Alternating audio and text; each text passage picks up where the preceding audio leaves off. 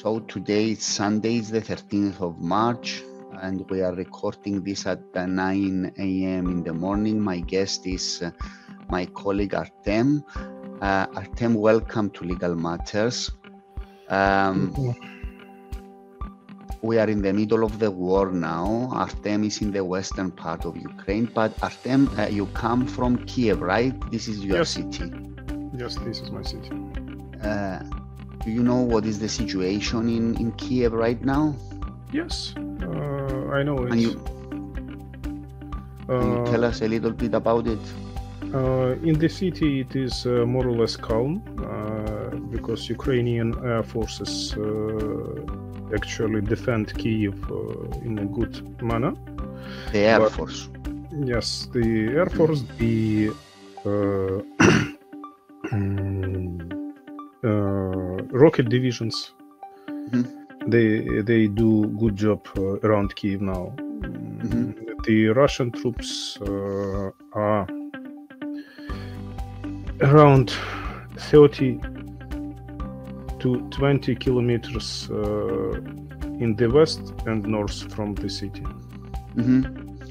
I have seen a map on the BBC website this morning, and it shows the progress of the Russian invading troops, and they are trying to create like to encircle Kiev.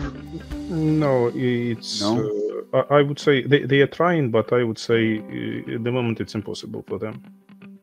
You think that it is impossible? Why? They didn't or they haven't had any real progress around Kiev, at least during 7 days. So those all battles are at the same places. They tried to be closer, but without any real success at the moment. Artem, Kiev is the biggest city of Ukraine, right? Yes.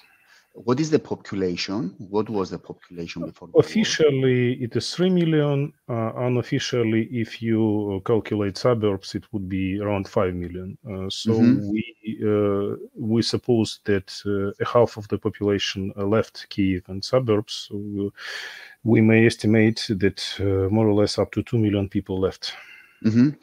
So, about yourself, first of all, you are a lawyer, you are a colleague, you work in a big corporation in Ukraine. I suppose everything is closed, right? The government, the courts, there is nothing working in that respect. Okay. The work is only related to the war. Of course, all the litigation matters, all the registration issues, all the legal, let's say, common legal work is not performed anymore. So the state registers are also closed, so there is no access to them. We expect that they will be open because there is a resolution of the Cabinet of Ministers that certain state registrars will be able to deal with and to put the information in the registers. But at least the real estate register is closed and it will not be opened for a long time. The only legal entities register will be opened soon. And where is your family? It is with you, or they are somewhere else? No, we were lucky to get my family to my elder son. He is in Germany. He studies in German university. So they came. My wife and my younger son came to him. But you chose to stay in Ukraine. Yes, there are 2 reasons. There are 2 reasons. First, it is war, and I'm not allowed to leave Ukraine. Second, if I'm allowed, I'm not going to do that. If we leave, especially men, if we leave Ukraine, we will make a favor to Russians. So, where you are right now, there is internet connection, and obviously we are having this discussion What is the situation with communications in Ukraine? If you can inform us. This situation is more or less feasible. I have actually my hometown is Kharkiv. That is why I know much about a lot of what is going on there. My classmates are in Kharkiv, two of them. One of them is with the family in the basement. And we have connection as well with Kyiv, with Kharkiv, with the regions, the hot regions. So the connection more or less is working. And now that you mentioned Kharkiv, Kharkiv, as far as I know, the majority of people there are Russians or are pro-Russians, something like that. What is that is the biggest, let's say, the biggest deceit of the Russian propaganda. Okay. They always said that the Russian-speaking people are Russians, which, as you see, is not true. You are Russian-speaking? Me personally, no. But Kharkiv not a Russian city. Kharkiv is a Russian-speaking city. Yes. It's a big difference. But those are Ukrainians who speak Russian. And the fact, as you see, that Kharkiv is now, this is the Stalingrad, actually. They are killing Russian-speaking people, but those Russian-speaking people, they are Ukrainians. And what they are showing now, they are showing that Kharkiv is Ukraine, definitely, and it always used to be. And again, this is the issue of the Russian propaganda about repressions in Ukraine against Russian-speaking people. Ukraine was used to be for a 30 years bilingual country, and that was always our advantage. We never. So you have two languages, Russians and Ukrainians. We have officially only Ukrainian language, but actually the country is bilingual. Okay. So the government authorities, all the issues are in Ukrainian, but Russian language never had any problems here. So you can see it in Kharkiv. They do not want to be Russian. They are Ukrainians. There used to be a football club in Kharkiv, I think, called Metallist, right? Yes, right. Yes. I know that because my team Omonia played with them 10, 11 years ago in 2010, I think. And there was... I think in the UEFA Cup. No, you beat us. Europa League. Europa League, yes. So Kharkiv is an interesting case study for us, I mean, for third parties. And what you said about the population there being Russian-speaking, how would you describe the relationship of the Ukrainians that speak Russian with the Russians? I mean, some people say they are like brothers killing brothers. Is this true? What is your perspective? Again, this is Russian propaganda. Is it? We are not brothers. But you speak the same language. What's the problem? Americans speak English. Many people in Cyprus speak English. That does not mean that Cypriot speaking English is British. Yeah. Okay, I'm just asking. I'm not presupposing anything here, but it's their mother language, isn't it? So there must be some connection somewhere. You see, after Second World War, there were no people in Kharkiv speaking Russian. Okay. That is what someone shall know. So they came afterwards, you mean? Of course. And okay, people used this is the Soviet actually Union what they does. You know the issue of denazification. What Putin says. This is the very interesting definition he uses. He does not mean Nazi. He means defeating of the Ukrainian nation. Ukrainians shall cease to exist. That is what Russians mean. Then they say about denazification.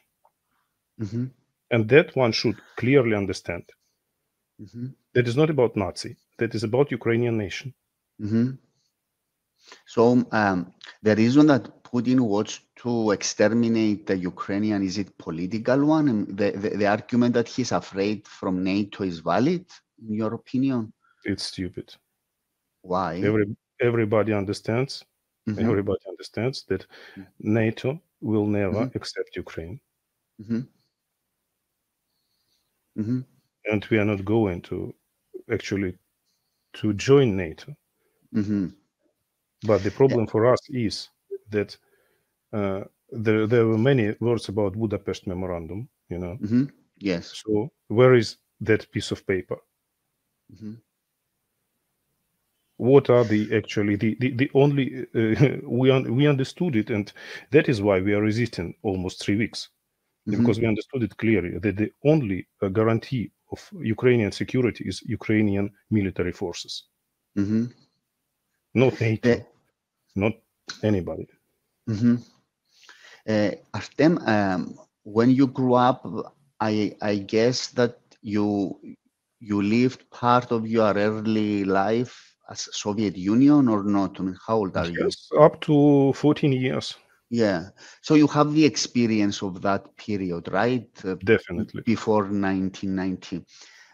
So can you compare the two situations before 1990 and after 1990 in the place that you were growing up in Kharkiv? Was it better? Was it different?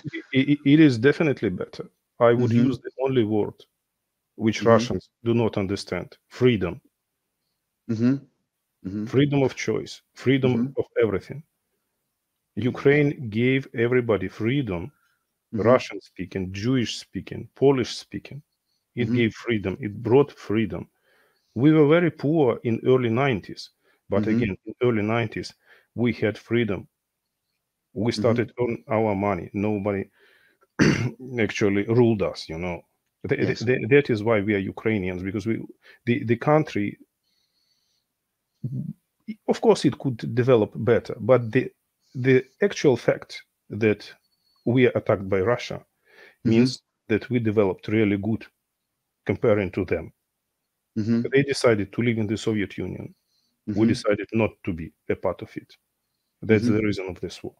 And the reason why they attacked, it means for us that more or less we were successful in our way. So you mentioned a very important word, keyword, freedom. Is there freedom and democracy in Ukraine? Definitely. So there are free elections, no interference by oligarchs, by anyone? I don't know. I'm just asking. I don't know. But this is the common situation. Of course, there is an interference of somebody. Of course, but there is no in Ukraine. There is no leading power, or there is no a single man or a group of men who can just put everything in their hands. Okay. So the country actually, that is why we have those revolutions, a kind of that, because there were tries to put Ukraine like a phantom of Russia. Yes, yes. But it does not work in Ukraine. So no one could gain any real power in one hands. That is why I'm speaking about freedom, because that is democracy.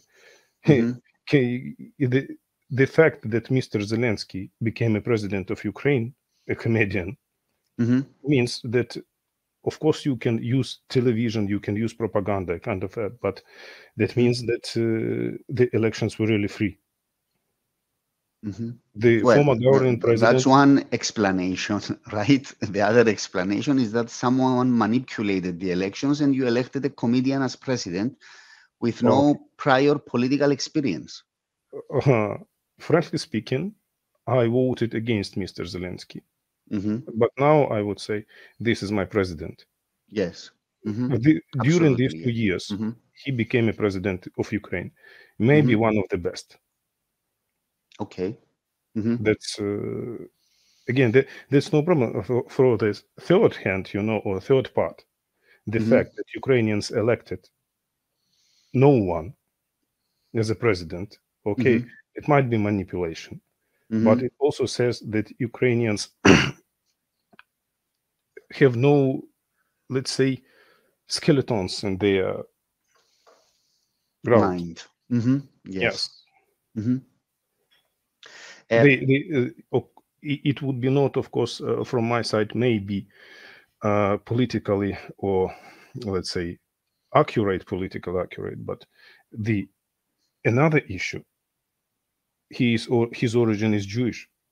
So Ukrainian Nazis elected a Jewish comedian to be their president. That is all. That is all you shall know about Ukrainian Nazism. This argument and one Russian-speaking Jewish president, who in fact became the president of Ukraine and who defended Ukraine. So, do you feel that Ukrainians now are bonded together? They are. I read an article, the one that I sent you the link in the Financial Times, about the chronicle from Kharkiv. I don't know if you read it yet. And this lady, it's from your city. She chronicles the first days of the war. And she says, I will read you what she says in it's a very interesting quote. She says, the Russians are not our brothers. The only flowers that will greet them in Ukraine are funeral wreaths. She's absolutely right. And she also says that the Ukrainians now became bonded because of the war. And even if there was no national identity before, there is certainly one now. She's right. We never were so united as at the moment. You know, the Russian invasion makes it clear, even for people who hesitated, let's say, that their country is Ukraine. The Russian invasion, let's say, made Ukraine more valuable for everyone. We understood, everyone here understood, that we can lose our freedom. This is the key word. That is why I'm repeating it.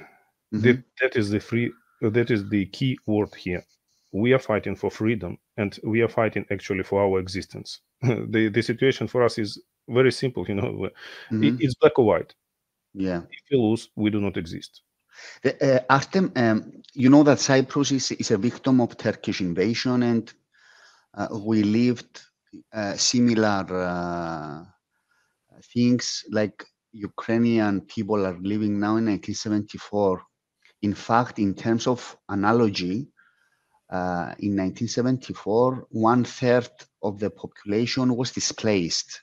So if Ukraine is 40 million, I don't know how many the population. Imagine 1/3 of that to be displaced from their homes. So we understand as Cypriots what you are going through. And one of the things that I'm wondering, wasn't there any room for political compromise to avoid all this? No. Why? No. After all these deaths, after all. No. Before the war started, I mean, you had Russia. It was moving up to your border. It was obvious that Putin was going to do something. Everybody was talking about it. NATO was talking about it. President Biden was warning that the Russians will invade. But what could be the compromise? Mr. Putin, have you heard his speech on 21st or 22nd of February? Yes, I read it actually. Was there a kind of, or any room for compromise? But that was the day that he was invading. Before. He said, I will rape you. He said Russia will rape Ukraine and everybody will be watching it. That was is it a compromise? And what could be a compromise?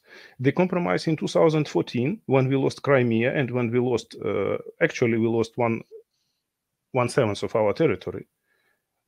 Where this compromise led Ukraine? To the next war? And it's definitely and clearly understandable for every Ukrainian. If we freeze the compromise on any borders, we will have another war, which we will lose. We understand it clearly. Our only chance to survive, not even to win, our only chance to survive is to win. That is clear for us now. We are not going to stop, actually. Of course, you understand. With what I'm asking you, there is no chance that I am, I'm agreeing with the war and everything. It is certainly something outrageous and something that should not have happened. It's a violation of international law and so on. But one keeps wondering whether in the 21st century such a conflict was avoidable with some political settlement. And I always say this, Artem, thinking about Cyprus and thinking whether as Greek Cypriots in 1974 we could do something to avoid the coup and the invasion. So instead of having our island divided, because now Ukraine is destroyed, isn't it? It's a destroyed country. So don't you think about this as well? No, we are not going. That is the problem in Cyprus and in Europe. You do not want to hear what Mr. Putin said. He said Ukraine shall not exist. Nothing will stop him. So there was no option for the Ukrainian people, you say? It was black and white. I said for us, yes, because he said, otherwise I'm Russian, or I shall be killed, or there is the only option for me to fight. Where is the reason? This is, yesterday, Ukrainian Facebook, somebody started an interesting point, sharing an interesting point. Yes. And it's really good. What was the point? The 17th day of the 8-year war, which lasts for centuries. You should understand, this fight is from 17th century. That is, the problem is that Europe does not know Ukrainian history at all. Europe knows only the Russian interpretation of the Ukrainian history. But one should know that Russian-Ukrainian wars started in the middle of 17th century. And all those wars here in Ukraine were for only thing, Ukrainian freedom and Ukrainian self-identification. There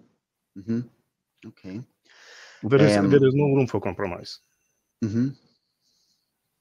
What is your assessment of the reaction of NATO, the United States, in terms of the help and assistance that gave Ukraine? It is not enough at all. If we have a little more weapon, we would feel much better. Russian army always used to be not the best one. I said a week ago to my friends that the power of Russian army you can only study in the Russian books which were written after the war. That is the power. It exists only in their books.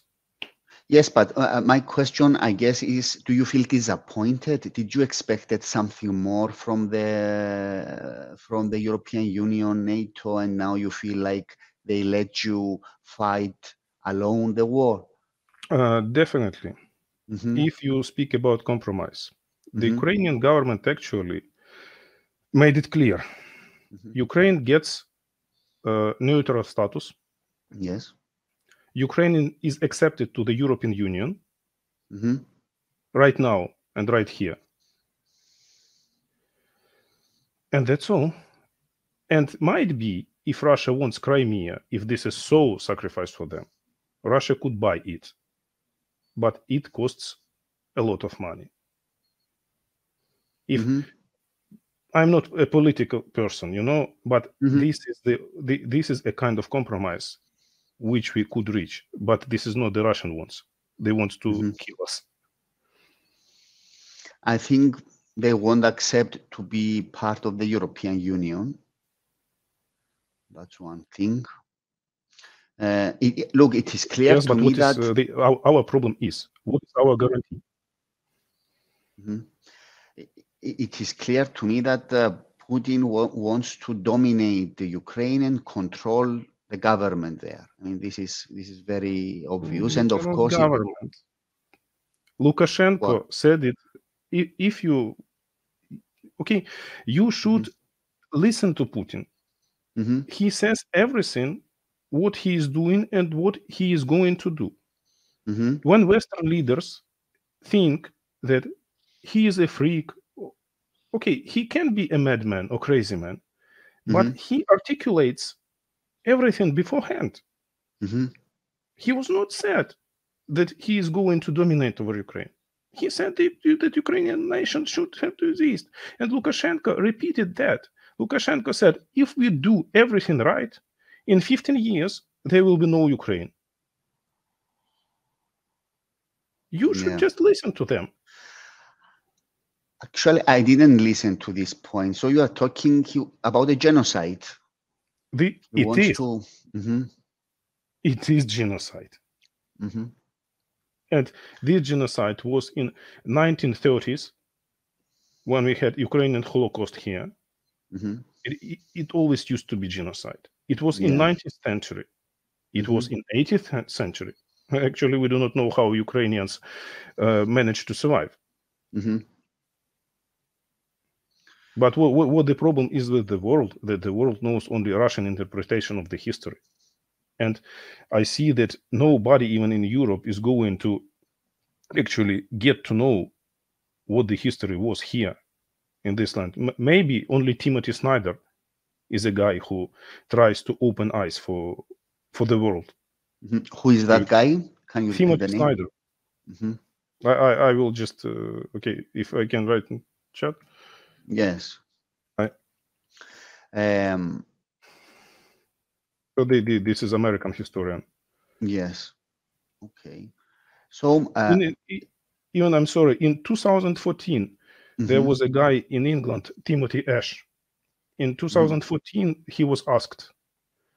Not even 14. It was 13 when Ukraine refused to sign association agreement with Yanukovych. Timothy Ash in 2013 was asked a simple question: what does Mr. Putin want? And the answer from Timothy Ash was really clear and simple: Putin wants Ukraine. Of course, there is I don't know if you're aware of Henry Kissinger's article in 2014, where he said that NATO and the EU should leave Ukraine alone, because if they try to interfere there, it would lead to a World War III. So this feeling that Ukraine should be left neutral, it's not a new one. It has been around for many years, right? Christophoros, the question is: should Ukraine be set in peace as neutral state, or should be Ukraine set just not set, or should Ukraine cease to exist? For me, those questions are a little bit different. So NATO, this is a try, because we always now say about we often say about Budapest Memorandum. Ukraine actually was the second, I believe that the second or third, in 1991, it was the second or third world state having the nuclear power potential. Yes. This is the Ukrainian character. We do not want anything. Just leave us alone. But Russia will never leave us alone. That is not the neutral status. This is not the issue. The issue is Ukrainian identity. So that should be understandable. You cannot do anything with Russia, because they will not stop until they throw out Ukraine, and we are not going to be eaten.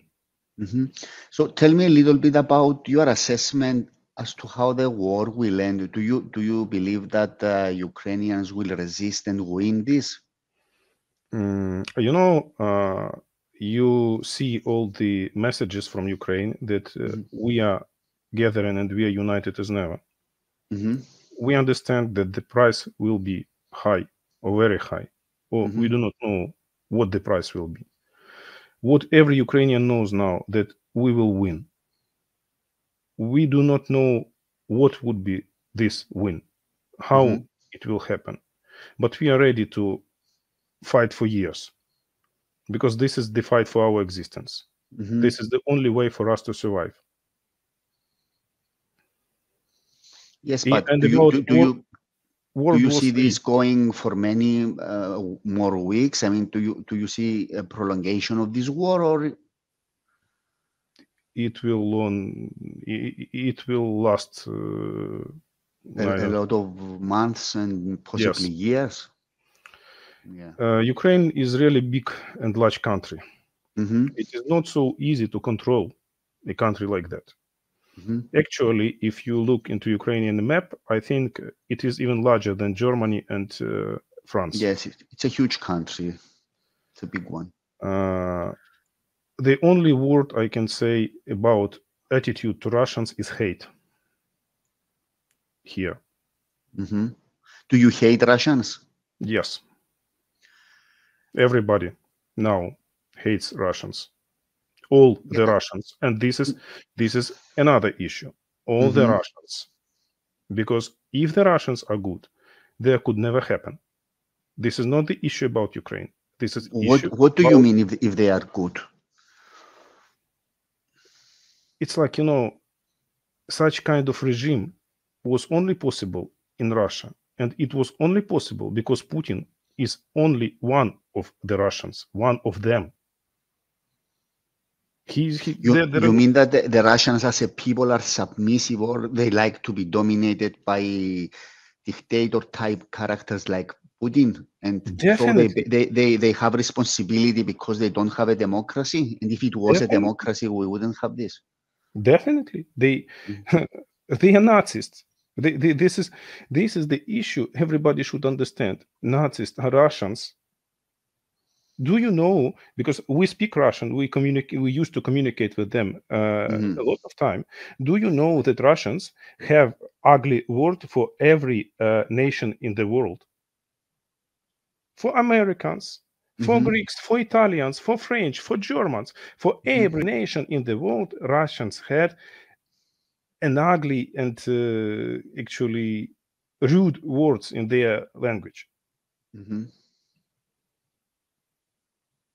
This is the nation which lives in shit. I'm sorry, mostly, because do not look to Moscow and St. Petersburg. This is a nation living in shit, and they are producing this shit worldwide, and they say this is their greatness. So, if you met a Russian in the street, I mean, would you consider? And it was like if you were in the army, you wouldn't have a problem to kill civilians, or Ukrainian army will never kill civilians. You never kill civilians. That is our mental and cultural difference with them. Ukrainian army and Ukrainians will never kill civilians.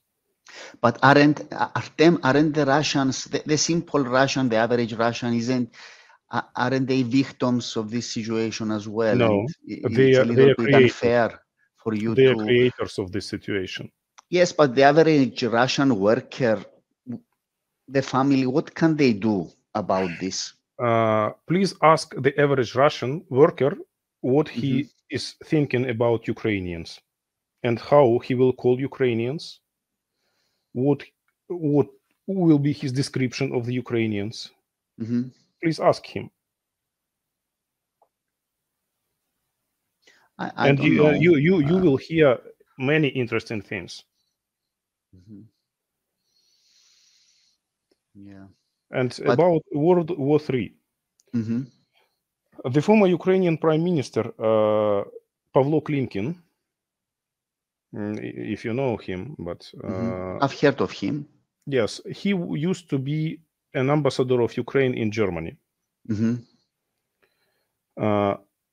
After Putin's speech on the Munich conference, I think in 2007 or 2008, actually before they invaded Georgia, Mr. Klimkin said to his German colleagues that I give you 50% possibility that this guy will start Third World War.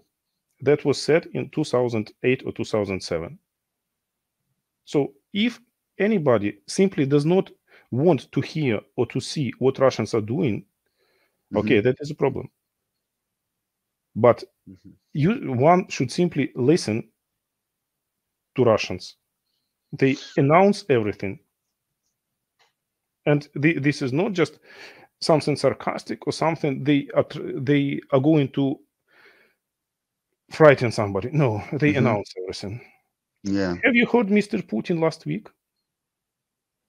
He said that Belarus would like to have an access to the sea.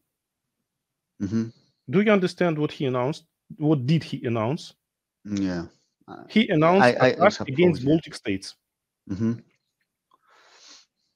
So if one thinks that feeding Ukraine to Russians will stop the war, no, that is So not. what should the international community do, Artem? Do you expect more sanctions, more economic blockade of Russia? What is the answer? At least. To stop? At least. They shall not really freeze. They shall collect all the Russian assets worldwide. And if they do not want to fight, they shall give us Patriot, a kind of that systems. There is no, you see, there is no Russian and, okay, Americans, I read it yesterday. Americans said they expected on their modules that Ukraine would be able to resist from 72 up to 96 hours. It is the 18th day. Is this, though, the success of the Ukrainian army or the inability of the Russian army? As I told you, Russian army is good only in the books written by Russian authors. It is not. If you speak about art of war, if you can use this word, this is not about Russian troops. And it never used to be about Russian troops. Russian wars, this is the victory just using many and many people of their soldiers to be killed. Yeah, like sending people to the slaughterhouse, you mean? Yes. This is Russian receipt of victory, but in the modern days, you cannot do like this. If one has a good weapon, it does not work, which you can see in Ukraine. Artem, you are a corporate lawyer. You are a person that works in the legal department of a big corporation. So you are aware of the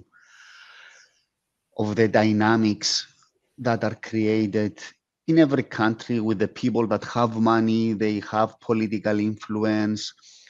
So now in Ukraine, obviously, we have an economic destruction. Yes.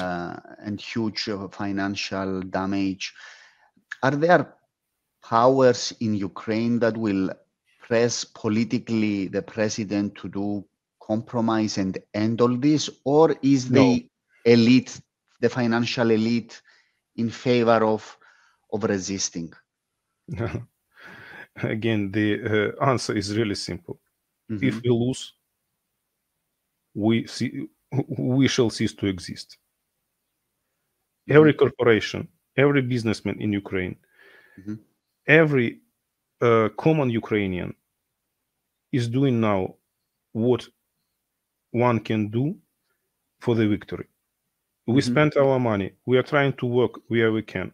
We purchase the equipment for our army. We are doing everything to spend everything for the victory, not for the compromise. The compromise is here. We told about it. There is no room for it. Yes, we will be. That is not just wonderful words of our president. That is the behavior of all the nation now. We will fight till the end. What about the human cost and the thousands of people that are killed, the innocent, the wives, the children, the women, the soldiers? What can we do with that? If we lose, do you know that Russians have the proscription lists? Do you really know that? No, that Russians prepared the proscription lists of the Ukrainians to be killed. And those are the broad proscription lists. Where do you know that? From what source? From the Ukrainian intelligence service. Okay. So it is like a war till the end, whoever wins, right? Yes. And the world shall be ready for that. There is no room, because there is no room for Ukraine for compromise. Okay. We are not given with this room. We are ready to have it, but we are not given any room for compromise. Leaving a half of our territory to Russian, that will not end the war. That will, let's say, stop a war for a while. Yeah, I understand what you mean. That will stop a war for a while, and then they will start going further and further until they destroy Ukraine as a whole. So from what you say, the solution that you think is the most appropriate one is for Russians to lose and leave, be defeated and just go away. But the solution is this realistic for someone to believe that? Yes, it is realistic. The more Russians we kill, the more realistic it will become. The scenario that says that that the free world puts sanctions and presses Russia to overthrow Putin is realistic, is something that is feasible, or it's out of the question? I would say it's fantastic a little bit. Of course, the sanctions might be of assistance, especially sanctions directed to Putin's oligarchs and all the other guys. They could help. But what we can do here is to show Russians that this war is not... The problem is that most of them are still, let's say, sofa warriors, I would say. They should start burying their people. Only that will stop Russians. I know that is not pleasant to hear, but that is... I shall say this because I see from my European friends that they still think that there is room for compromise. Russians do not understand the compromise. They are criminals and they are Nazis. They are sitting on their sofas now, looking for Kharkiv. Do you know what they say? What they are saying now? As you say, common Russian workers. They say, you deserve that. They look at the pictures of Kharkiv and they say, you deserve that. Because you should obey to Russia. They think they are punishing us. Can you believe it? Kharkiv is now destroyed, right? Most of it. From the images that I see. You sent me some videos earlier in the morning and I will add them to this. Those videos are 2 days old. My classmate returned returned to Kharkiv. He had business there. He is a inhabitant of Kharkiv, so he had nothing to do. But he returned and sent me the pictures of his return. So every day we see images of people crossing the borders to Poland, to Romania. Thousands of women and children. Where you are now, what is the situation in terms of supplies of electricity? Do you have the basic needs? Yes. Even in Kharkiv, where the infrastructure is not destroyed at all, some districts have the basic needs with electricity, heat supply, and connection. Do you have any idea what is going on in other parts like Mariupol? I believe that Mariupol, in several days, there will be no such city as Mariupol at all. It will be taken off the map. What about the casualties? Are there any official numbers, Artem, about the people killed so far, the soldiers and so on? Yes. Yesterday, President Zelensky, first time, informed about our losses. We lost around 1,300 soldiers as of yesterday. And we do not know exactly how civilians we lost, because the minimal number is above 2,000. Yeah. And is there... They are bombing cities with the simple bombs from World War II. So this is like the carpet bombing, you know. So the information you get about civilians is not accurate, because. But is there a number about the people that are displaced, the people that left their houses and they moved to borders, to Poland or to other cities? We estimate that above 2 million Ukrainians left the country. We cannot say definitely how many Ukrainians from the eastern Ukraine and from Kyiv moved to the west part of the country, but internal migration is really huge. Yeah. In terms of communication channels, I mean, are there any television stations that are broadcasting, radios? These are working? Where do you get the information from? Yes, the websites. We have now the single informational channel. All the Ukrainian TV channels gathered in one broadcast, and we have 24/7 the single Ukrainian informational channel where we get the information, and all the websites are working. So more or less. We have the information, and we are not Russia if our president says that we lost 1,300 soldiers. That's true, because there is no reason for him to... There is no propaganda. Yes, you cannot. Again, the Ukraine, this is a free country. Every propaganda here will fail. Yeah.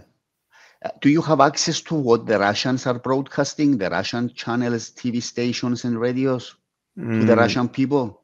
If I want, I would have, but my principal position is not to even try to see what they are because doing. You know, in Europe and where I live, we don't have access. Like the Russian Today is cut off, and all other channels. And some people say that this is one-sided information, even though the Russians are at fault for invading a country, still we don't see the other point of view. What would you say to that? I would say that there is no point of view. There is propaganda, and that's all. because the questions even you addressed to me today means that this is not the question of the 2 points of view. Those are the questions mostly grown up on the Russian propaganda and Russian let's say explanation of the history, the story, of the process. Yes, that's the Russian story. So what's the if you why should I see their TV channels if I can hear to Mr. Lavrov, to Mr. Putin, and to Russian generals, where Mr. Lavrov says that in Antalya, I think, when he met our foreign minister, he said that Russia didn't attack Ukraine. Do you think it's something? I don't know. I think they are making a mock of the world. I mean, even before the invasion, they were saying they wouldn't invade, and they did. Russia didn't, and and Mr. Lukashenko said the day before yesterday that if Russia didn't invade Ukraine, Ukraine would invade Belarus. I do not know why we should invade Belarus and what's the reason for us in such a beautiful country. Okay, look, I'm not talking about the credibility of the Russians. I'm talking about we are sitting here and we argue about the right of information and the freedom of information and so forth. And at the same time, we block, Europe, not Ukraine, we block the other side of the story. So, of course, now you tell me it's a little bit... That's what the Russian did with the European minds, I would say. This is not information about second son. What is this is not the information, because you do not get any information. You get only lies, lies, and lies. Lies is not an information. Okay. Yeah. What is the subject of argue or the subject of the dispute? What can they say now? Okay, we know what they say. They say that about their great success when they got the village with 3 houses somewhere in eastern Ukraine. That is everything they could inform now. Do you know that they, if you want, I can send you some pictures when their students stayed in a new swastika as that. Like Germans in during Second World II, they stayed like a swastika, German swastika. Now they are staying in this swastika of letter Z. What do you want to see there? The letter Z means swastika? For us now, yes. This is the letter they use on their armor. Yes, but I understand that they used it just to differentiate that it was a Russian truck. Okay, not for us now, this is a swastika. Okay. Artem, what about the economy? Does it work? Do you have how do you live? Do you go to the supermarket? Are basic utilities open? You can withdraw money from ATMs. I understand. Are banks working? Like you can do wire transfers and all these things. I can do in the terms of wire transfers using my bank cards. Everything is working. There are no capital controls imposed by the government on banks on the withdrawal of money and so forth. There are, but inside Ukraine, I wouldn't say that those controls are too strict. So there are strict controls to transfer money abroad, but still you can use even your debit card. If you're abroad, you can freely use your debit card for purchases, for everything you need. So the banking system is working. The shops, supermarkets are working as well. Of course, with there limitations, are goods, but you still can afford everything you need. This is not the only issue, that alcohol is forbidden for sale.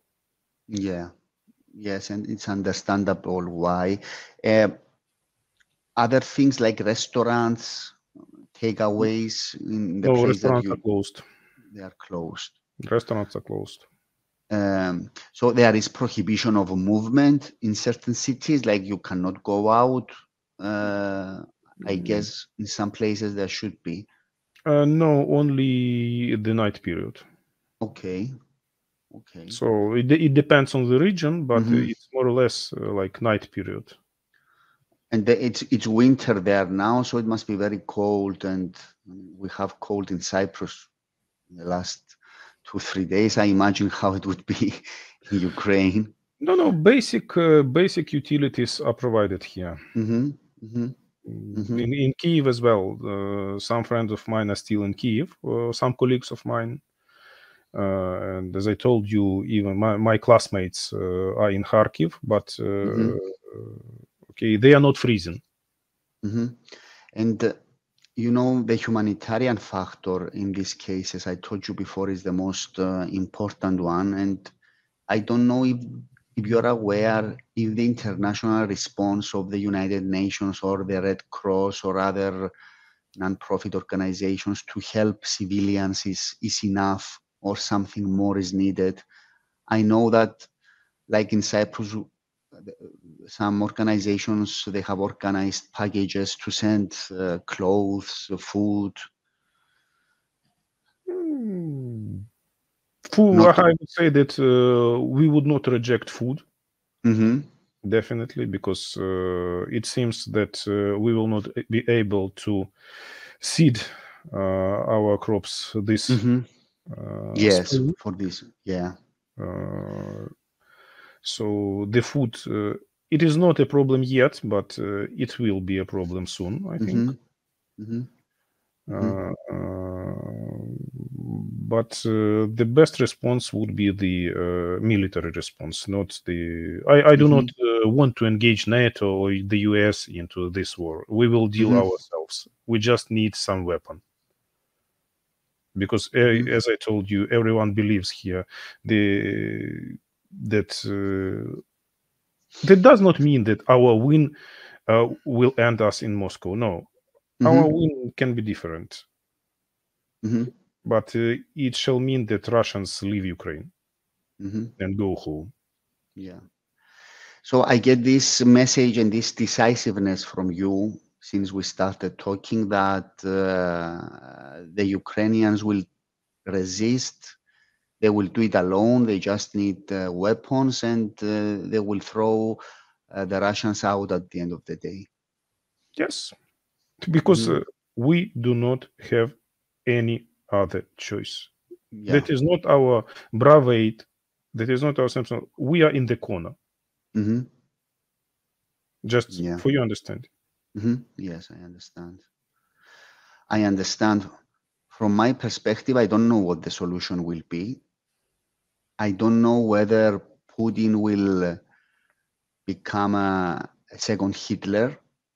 Because there are many similarities on how the Second World War started with this situation that develops in Ukraine. Difference, if I may, the only difference is that we are the Czech Republic in 1938. Yeah. But the Czech Republic surrendered and Ukraine refused to do this. That is the only difference. But yes, Putin not would become, he is a Hitler. This is your feeling, and this is, I guess, what the Ukrainians feel. This is reality. Okay. Okay, so Artem, I would like to thank you for this conversation. I know things are very difficult for your people and for yourself, not having your family with you and living in a war zone there. I don't know what to wish you. I hope this stops the soonest. This is my my wish, because we see people being killed without a reason, if you ask me. I know that feelings right now are very tense, But it is a war, and I guess this is how it should be. I hope you are safe and keep safe. And I don't know if there is some power to convince Putin to leave you alone. It would be all that I could wish for.